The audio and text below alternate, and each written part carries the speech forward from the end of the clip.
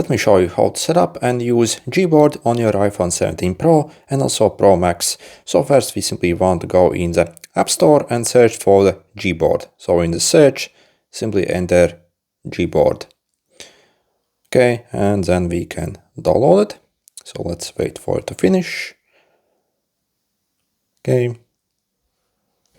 And let's open it up. The first time you open it up, you have to click here and click on the enabling full access.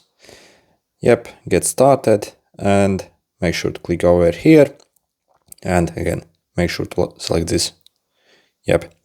And then basically, as you see, you can also change various settings here. For example, if you want to add some language here, for example, if you want. At any time, if you basically launch this app again, you can get access to the settings. Also, if you go in the settings, so in the general keyboard, click on the keyboards. As you see, you can also manage it over here. And then to switch to it, so for example, let's simply go anywhere where you can pull up the keyboard. So you see, by default, we still have the Apple keyboard, but what you have to do is, you see you have this globe thing. So you simply click on it and it will switch to the new keyboard. So again, we can have multiple keyboards at the same time on this iPhone. So you simply switch them using this one. So you see, and then we can start using it. So absolutely awesome.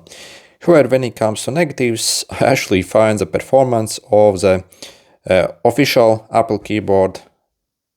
So official Apple keyboard actually is better in my opinion, because it's also quite limited compared to, for example, on Android phones.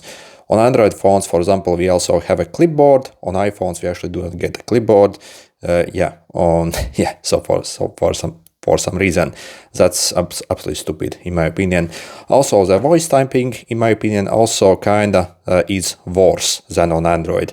And also the clicking sound and how precise you are when you are actually typing, again, I find not as good as on Android, in my opinion.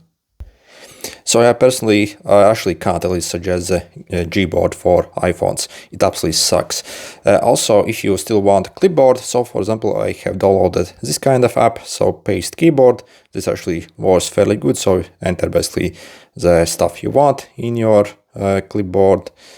For example, so it acts as an additional keyboard. So you see, if I click it, so you see I also get this. So I can actually paste something very quickly.